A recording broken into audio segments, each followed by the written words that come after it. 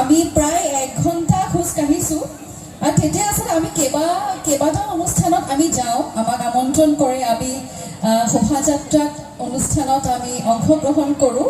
কিন্তু আজি আচলতে এটা বেলেগ ধৰণৰ পৰিৱেশ দেখিছিলোঁ, যিটো মই তেওঁলোকক মোক কৈছোঁ যে আৰম্ভণিৰে পৰা শেষলৈকে এটাই এনাৰ্জি, ইমান সুন্দৰকৈ সকলোৱে ফূৰ্তিত গোটেই অনুষ্ঠানটি সম্পন্ন কৰিছে।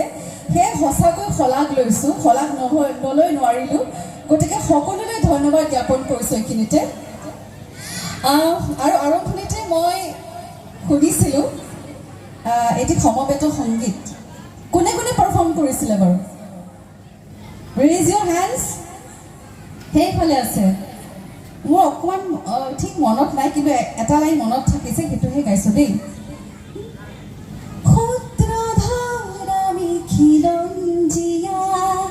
হয়নে?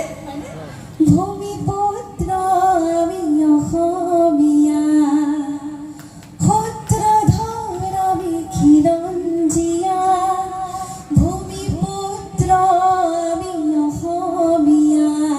হয়নে নহয়? গতিকে ইমান সুন্দৰকৈ গাইছে। মই ভাবোঁ এটা কথা মই অনুভৱ কৰিছোঁ, আচলতে আমাৰ অসমখন বিৰাট ধুনীয়া।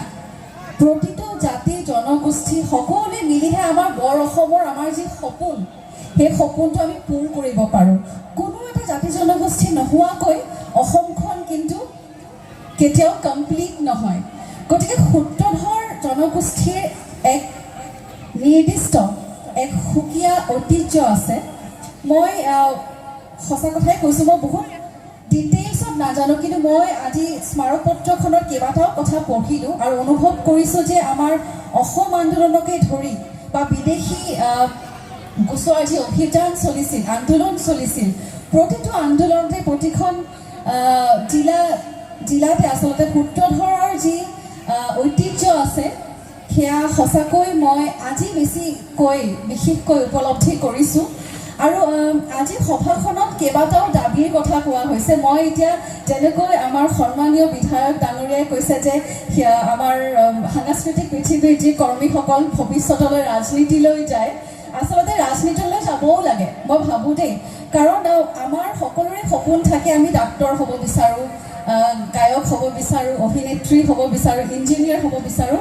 বাই দ্য ৱে, মই বাৰু ইঞ্জিনিয়াৰিং কৰিছিলোঁ, কিবা কাৰণত এতিয়া গায়িকা হৈছোঁ। গতিকে কোনেও নকয় যে পলিটিচিয়ান হ'ব লাগে বা ৰাজনীতিবিদ হ'ব বিচাৰিছোঁ। আচলতে সকলোৱে সপোন দেখিব লাগে, তেতিয়াহে এখন অসমৰ যি বেলেঞ্চ, প্ৰতিটো ডিপাৰ্টমেণ্ট বেলেঞ্চ হ'ব বা কমপ্লিট হ'ব বুলি মই অনুভৱ কৰিছোঁ। যদিও বা মোৰ তেনেকুৱা কোনো ধৰণৰ এতিয়ালৈকে পৰিকল্পনা নাই। বহুত বেছি কথা ক'ব নাজানো, কিন্তু আজি কথা ক'বলৈ দিছে মোক। সেইকাৰণে মই এটা কথাই ক'ম যে বৰ অসম বা সোণৰ অসমৰ কথা যে আমি কৈ থাকোঁ, সেয়া কেনেকৈ সম্ভৱ হ'ব? এই উন্নয়নৰ যি কথা আমি সকলোৱে ইমান সুন্দৰকৈ তেওঁলোকে কৈছে, বা আজিৰ সভাৰ মূল উদ্দেশ্যই হৈছে যে উন্নয়ন নিগমৰ উন্নয়নৰ কথা কৈছে সকলোৱে, প্ৰতিজন ব্যক্তিয়ে কৈছে। গতিকে মই ভাবোঁ যে এই ভূমিপুত্ৰ ভাষা সংস্কৃতি ঠিকেই আছে, সেইবোৰতো আমাক লাগিবই, সেইবোৰৰ সুৰক্ষা আমি কৰিবই লাগিব। কিন্তু মই ভাবোঁ দেই, এগৰাকী সাংস্কৃতিক কৰ্মী হিচাপে মই অনুভৱ কৰোঁ যে আজিৰ তাৰিখত আটাইতকৈ গুৰুত্বপূৰ্ণ কথা হৈছে যে আমাৰ সকলোৰে মানসিকতাবিলাক সলনি কৰিব লাগিব, মনবোৰ চাফা হ'ব লাগিব। এতিয়া আমাৰ যুগত, আমাৰ সময়ত যিমান আমাৰ যুৱ প্ৰজন্ম আছে, ময়ো এগৰাকী প্ৰতিনিধি হিচাপে ক'ব বিচাৰিছোঁ যে আজিৰ সময়ত প্ৰত্যেকটো আটাইতকৈ বেছি ইম্পৰ্টেণ্ট কি? Social media. আমি ডিজিটেল মিডিয়াত সকলোৱে বিৰাট এক্টিভ থাকোঁনে নাই? অকণমান ডাঙৰকৈ ক'ব লাগে। সকলোৰে ইনষ্টাগ্ৰাম, ফেচবুক, টুইটাৰ আছেনে নাই? বা এইটো বৰ ডাঙৰকৈ কৈছোঁ, বাকী কথাবোৰৰ গুৰুত্ব দিয়া নাই কিন্তু। গতিকে কথাটো এনেকুৱা যে আমি যিহেতু প্ৰত্যেকজন সদস্য, প্ৰত্যেকজন দৰ্শক ইয়াত থকা, আমাৰ চাগে 90% ব্যক্তিৰে ছ'চিয়েল মিডিয়া আছে। মই ভাবোঁ যে এই মনবোৰ যে আমাৰ আজিকালি সলনি হ'ব বুলি কৈ থাকে, এই কথাবিলাক তাৰমানে ডিজিটেল মিডিয়াত আমি কিছুমান বৰ বেয়া পৰিস্থিতি দেখিবলৈ পাওঁ। সেয়া লাগিলে কমেণ্ট ছেকশ্যনত হওক, সেয়া লাগিলে বিভিন্ন ইয়াত বহুতো সাংবাদিক বন্ধুসকলো আছে, তেওঁলোকলৈ মই ধন্যবাদ জ্ঞাপন কৰিছোঁ। বা বিভিন্ন মিডিয়া হাউচত আমি দেখিবলৈ পাওঁ যে কোনে কাক মাৰিছে, কোনে কাক বেয়াকৈ কৈছে, কোনে কাক আক্ৰমণ কৰিছে, এই কথাবিলাক আজিকালি অকণমান বেছিকৈ হৈ যোৱা নাইনে? মানুহে মানুহক কিমান বেয়াকৈ কৈ দিয়ে ইমান সহজতে, হয়নে?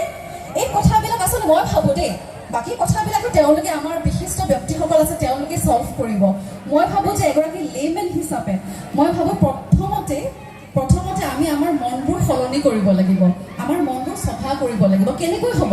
দ্য মেইন পইণ্ট ইজ শিক্ষা দীক্ষাৰে আমি নিজকে আচলতে কেৱল থিয়ৰিটিকেলি নহয়, প্ৰেক্টিকেলি। এতিয়া চৰকাৰৰ কথা আমি সকলোৱে কওঁ, যিকোনো সমস্যাত আমি চৰকাৰক দোষাৰোপ কৰোঁ, কিন্তু ময়ো বহুত কওঁ, কিন্তু যেতিয়া ভাল কৰে ভালটোও ক'ব লাগিব।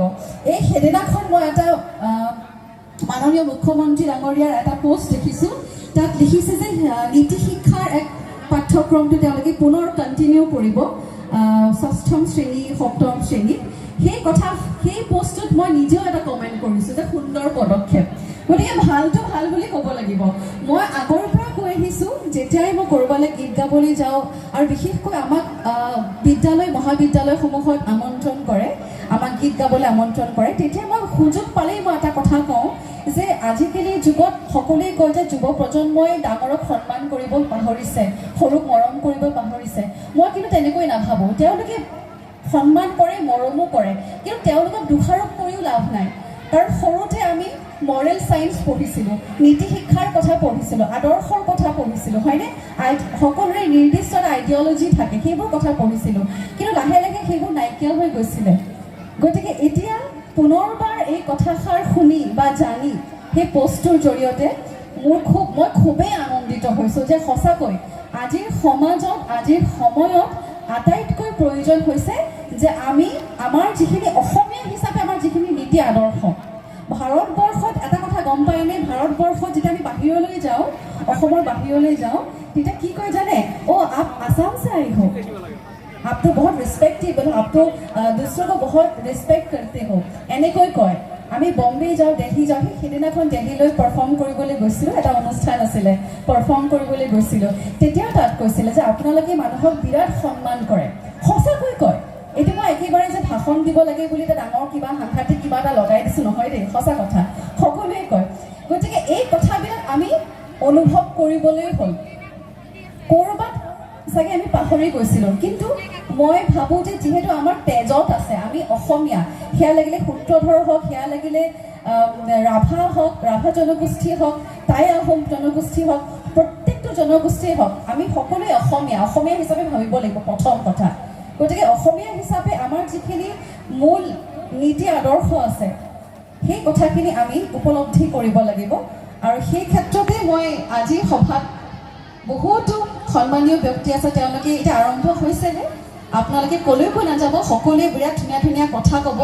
মই মোৰ ফালৰ পৰা এইটোৱে ক'ব বিচাৰিছিলোঁ, গতিকে কৈছোঁ যে আমাৰ যিখিনি ৰুটছ, আমাৰ যিখিনি অসমীয়া হিচাপে আমি যিখিনি সৰুৰ পৰা শিকিছোঁ বা জানো, ডাঙৰক সন্মান কৰা, সৰুক মৰম কৰা, বা সেই যিটো ৰেচপেক্টেবল কমিউনিটি এজ এন এছমিজ, সেইটো আমি সদায় মেইনটেইন কৰাটো উচিত। আৰু সেইটোৱে আচলতে আজিৰ সভাত মই প্ৰত্যেকজনকে অনুৰোধ কৰিম, বিশেষকৈ যুৱ প্ৰজন্মক। কাৰণ উন্নয়ন কৰিবলৈ হ'লে আমাৰ সমাজ ব্যৱস্থাত যদি আমি এক খোজ আগত চাব বিচাৰিছোঁ, তেতিয়াহ'লে কিন্তু আটাইতকৈ ইম্পৰ্টেণ্ট ছেগমেণ্ট কি হয় সমাজৰ? The new generation. গতিকে প্ৰত্যেকজন ল'ৰা ছোৱালী, ছাত্ৰ ছাত্ৰীক মই অনুৰোধ কৰিম যে খুব চেনজিবল হওক, ছ'চিয়েল মিডিয়া ব্যৱহাৰ কৰোঁতে চেনজিবল হওক।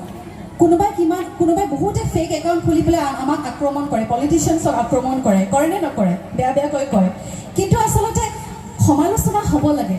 কিন্তু এই যে কেৰেক্টাৰ এছ'চিয়েশ্যন কৰে বা কিছুমান ক'ব নলগা কথা কৈ দিয়ে, বা এই যিবিলাক বেয়া ঘটনা ঘটি আছে সামাজিক মাধ্যমত, সেইবিলাকৰ পৰা বিৰত থাকক।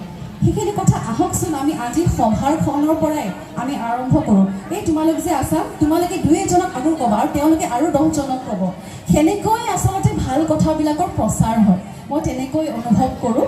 বাকী মোক আমন্ত্ৰণ কৰাৰ বাবে মই পুনৰবাৰ সদৌ অসম সূত্ৰধৰ ছাত্ৰ সন্থাৰ প্ৰত্যেকজন সদস্যক মই আন্তৰিকতাৰে আচলতে ধন্যবাদ জ্ঞাপন কৰিছোঁ সদায় গীত গাওঁ, অভিনয় কৰোঁ, কেতিয়াবা এনেকৈ কথা ক'বলৈ মন যায়, কিবা হয়তো ভুল ভ্ৰান্তিও হৈছে, বহুত বেছি কথা ক'ব নাজানো, সেইকাৰণে আগতীয়াকৈ ক্ষমা বিচাৰিছোঁ, কাৰণ এইখিনি ৰেকৰ্ড কৰি যেতিয়া ছ'চিয়েল মিডিয়াত দিব তাতেও ভুল ধৰিব। যি কি নহওক সকলোৱে ভালে থাকক। আৰু সভাপতি ডাঙৰীয়াই এটা কথা কৈছিল সূত্ৰধৰ সমাজৰ, যে আপোনালোকৰ যি সমবেত সংগীত সেই গীতটি আপোনালোকে ৰেকৰ্ড কৰিব। গতিকে মই আজিয়ে কথা দিছোঁ, সেই গীতটিত কিন্তু মই সহায় কৰিব বিচাৰিছোঁ, মোক নল'লে বেয়া পাম। আৰু পুনৰবাৰ ধন্যবাদ। মই খুব সুন্দৰকৈ সূত্ৰধৰ সমাজৰ পোচাকযোৰ পিন্ধিছোঁ, আশা কৰিছোঁ মই আপোনালোকে ভালেই পাইছে দেখিবলৈ। আৰু পুনৰ কেতিয়াবা লগ পাম। আজি আচলতে শোভাযাত্ৰাতহে আহিছিলোঁ, গতিকে গীত গাম বুলি অহা নাই। আৰু অহা বছৰলৈ কিন্তু মোক গীত গাম বুলি মাতিব, তেতিয়া আমি সকলোৱে একেলগে সূত্ৰধৰ গীতটো গাম, অসমীয়া গীত গাম, প্ৰত্যেকটো আমি গীত গাই আমি আমাৰ সকলোৰে মন জয় কৰিবলৈ মই চেষ্টা কৰিম। আজিলৈ এইখিনিতে সামৰণি মাৰিছোঁ। বহুত বহুত ধন্যবাদ। জয় আই অসম।